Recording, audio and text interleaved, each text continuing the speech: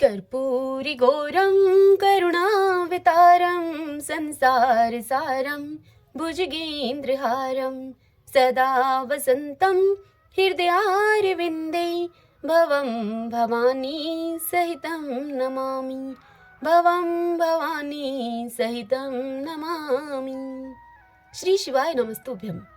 फागुन मास महात्म्य के अध्याय 13 की पावन कथा में हम आज सुनेंगे कुमारिका खंड से पंचापस रस तीर्थ में अर्जुन के द्वारा अप्सराओं का उद्धार। सर्वप्रथम भगवान का स्मरण करते हुए सभी बोलिए, भगवान शंकर माता पार्वती की जय। श्री उमा महेश्वराभ्याम नमो नमः।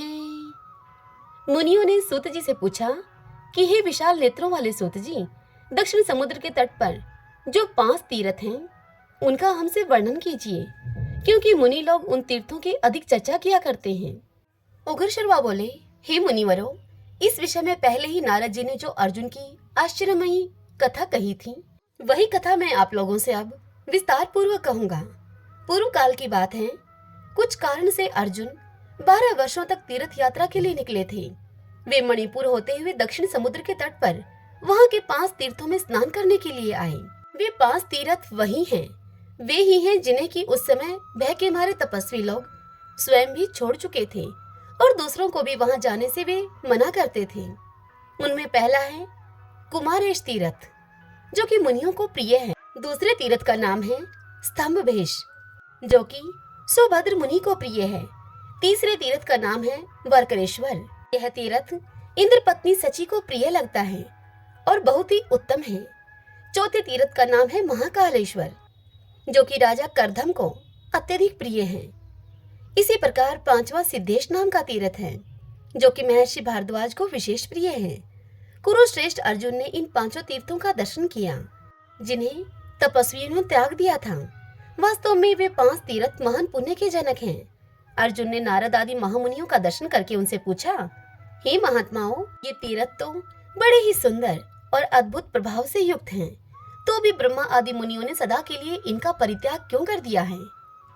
तब तपस्वी बोले अर्जुन से, हे कुरुनंदन, इन 5 तीर्थों में 5 ग्रह निवास करते हैं।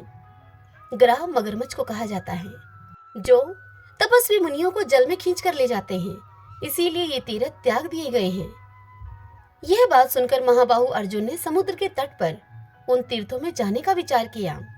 तब उनसे तपस्वी महात्माओं ने कहा कि हे अर्जुन, वहां तुम्हें नहीं जाना चाहिए। उन तीर्थों के ग्रहों ने बहुतेरे राजाओं और मुनियों को मार डाला है। तुम तो 12 वर्ष तक अनेक तीर्थों में स्नान कर चुके होगे, फिर इन 5 तीर्थों से तुम्हें क्या लेना है? दीप शिखा पर जल मरने वाले पतंगों की भांति इन तीर्थों में प्राण देने के लिए तुम न जाओ। यह सुनकर अर्जुन ने कहा, हे मुनिवर, आप लोगों का दयालु स्वभाव है। आपने जो सार बात कही है, जो मुझे बताई है अभी, वह ठीक है। फिर भी अपनी ओर से मैं सेवा में कुछ निवेदन करता हूँ आपसे। जो मनुष्य धर्म आचरण की इच्छा से कहीं जाता हो, उसे मना करना महात्माओं के लिए भी उचित नहीं है। जीवन बिजली की चमक के समान क्षणभंगुर है। वह जीवन यदि धर्म पालन के लिए चला जाता है अथवा नष्ट हो जाता है, या फिर वह जीवन चला जाए, इसमें क्या दोष है? जिनके जीवन धन, स्त्री, पुत्र, खेत और घर के धर्म काम में चले जाते हैं, वे ही इस पृथ्वी पर मनुष्य कहलाने के अधिकारी हैं। अर्जुन की यह बात सुनकर वे तपस्वी अर्जुन से फिर बोले, हे पार्थ, इस प्रकार धर्म आचरण करते हुए तुम्हारी आयु बड़ी हो और धर्म में तुम्हारा अनुराग निरंतर बना रहे। जाओ, तुम अपना मनोरथ सिद्ध करो। मुनियों के ऐसा कहने पर अर्जुन ने उन सभी को प्रणाम किया और उनसे आशीर्वाद लेकर सौभद्र महर्षि के उत्तम तीर्थ में जाकर उन्होंने स्नान किया। इसी समय जल के भीतर रहने वाले महान ग्राह ने नरश्रेष्ठ अर्जुन को पकड़ लिया। महाबाहु अर्जुन बलवानों में श्रेष्ठ थे। वे जोर जोर से फड़कते हुए उस जलचर जीव को बलपूर्वक उस जल से बाहर निकाल लाए।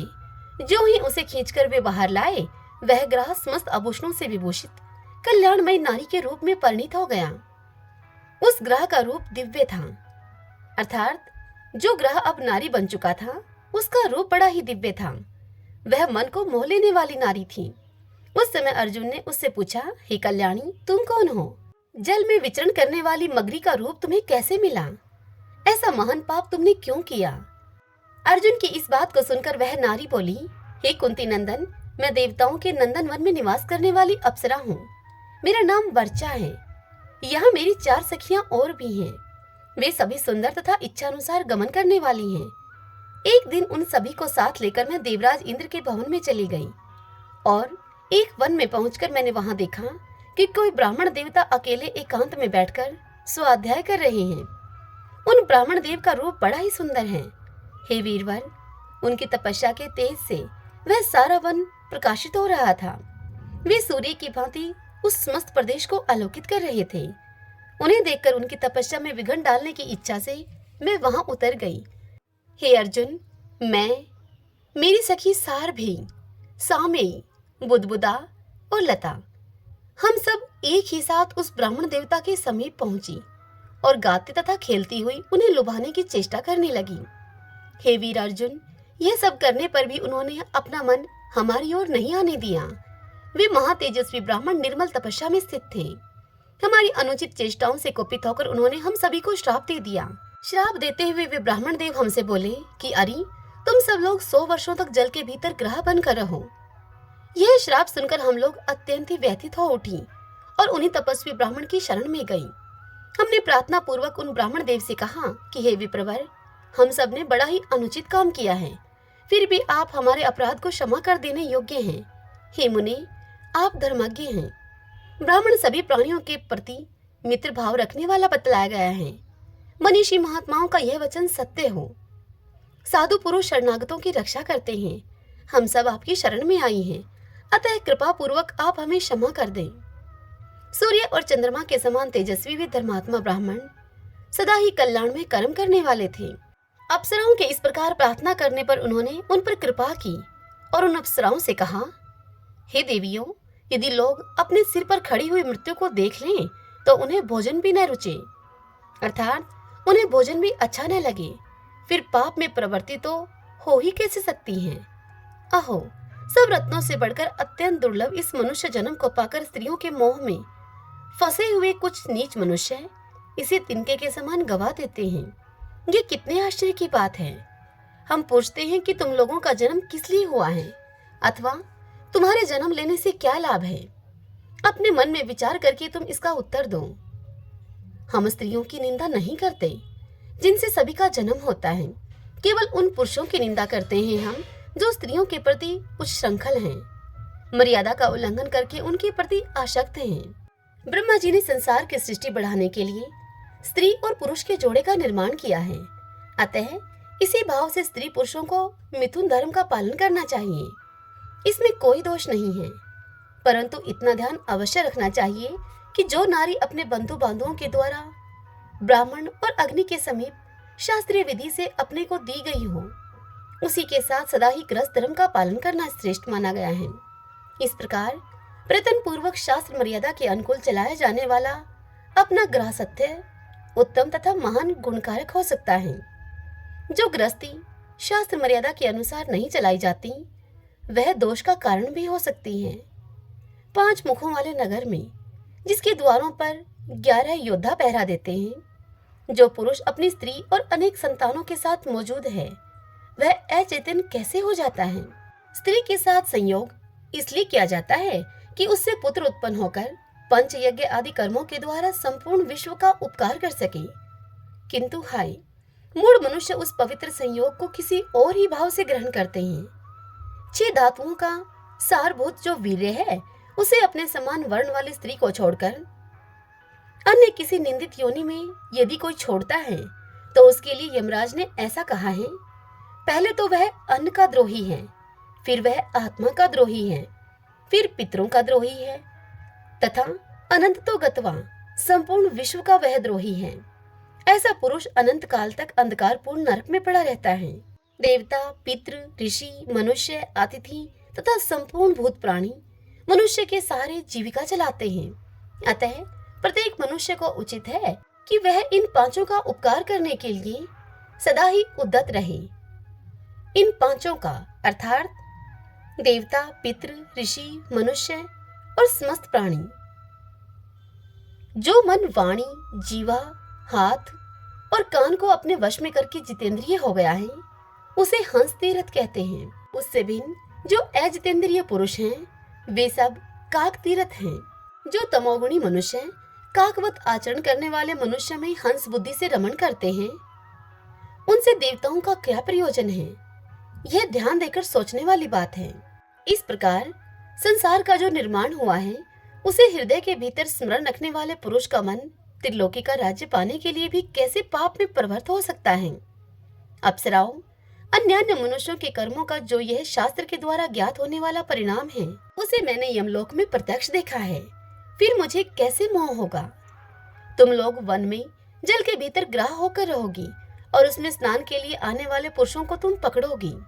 कुछ वर्षों तक इसी प्रकार इस जीवन में रह लेने के बाद जब कोई श्रेष्ठ मनुष्य तुम्हें जल से बाहर स्थल पर खींचकर ले जाएगा, तब तुम पुनः अपना यह स्वरूप प्राप्त कर लोगी। मैंने पहले कभी हंसी में भी झूठ बात नहीं कही है। जैसे निंदित पेय पदार्थों को पीने अथवा अशुद्ध वस्तुओं को छूने की शुद्धि प्रायश्चित से होती है, ठीक उसी प्रकार से इस श्राप को भोग लेने से ही तुम्हारी उत्तम शुद्धि हो सकती है। इतनी बात बताते हुए वह नारी अर्थात वह अप्सरा अर्जुन से फिर बोली, हे कुंती नंदन, तदंतर उन ब्राह्मण देवता को प्रणाम करके हमने उनकी परिक्रमा की और उस स्थान से दूर हटकर अत्यंत ही दुखित होकर हम बड़ी ही चिंता में पड़ गई और हम सोचने लगी कि किस उपाय से थोड़े ही समय में हम सब उस मनुष्य के समीप जा सकती हैं जो कि पुनः हमें अपने स्वरूप की प्राप्ति करा देगा। 2 घड़ी तक इस प्रकार चिंता करने के बाद हम बड़भागिनी स्त्रियों ने वहां स्वतः ही आए हुए देव ऋषि नारद जी को वहां देखा। तब उनको प्रणाम करके उदास मुख से हम लोग वहीं पर खड़ी हो गई। नारद जी ने हमारे दुख का हमसे कारण पूछा। नारद जी के इस प्रकार पूछने पर हमने सारा वृत्तांत जो क्या तो नारद जी को कह सुनाया। हमारा सारा वृत्तांत सुनकर नारद जी हमसे इस प्रकार बोले। नारद जी ने हमसे कहा कि दक्षिण में समुद्र के किनारे जो परम पवित्र और सुंदर 5 तीर्थ हैं, वही तुम लोग सभी शीघ्र ही चले जाओ। वहां शुद्ध चित्त वाले नरश्रेष्ठ पांडुनंदन अर्जुन तुम सबको इस दुख से छुटकारा दिलाएंगे। हे वीरवर अर्जुन, तब देव ऋषि नारद जी की इस बात को सुनकर हम सभी सखियां यहीं आ गई थीं। अब तुम उनकी बात सत्य करने के योग्य हो। तुम्हारे जैसे साधु पुरुषों का जन्म दीन दुखियों की भलाई करने के लिए ही होता है। वर्चा की इस बात को सुनकर पांडु कुमार अर्जुन ने बारी बारी से सभी तीर्थों में स्नान किया और ग्राह बनी हुई सभी अप्सराओं का कृपा पूर्वक उद्धार कर दिया। तदंतर वे सभी अप्सराएं वीर अर्जुन को प्रणाम करके तथा उन्हें अनेकानेक आशीर्वाद देकर आकाश में उड़ गईं। श्री शिवाय नमस्तुभ्यं, श्री शिवाय नमस्तुभ्यं। भक्तजनों, आज की यह कथा आप सबको कैसी लगी? यदि पसंद आई हो तो वीडियो को लाइक करें और कमेंट बॉक्स में हर हर महादेव लिखिएगा। जय श्री कृष्णा, जय भोलेनाथ।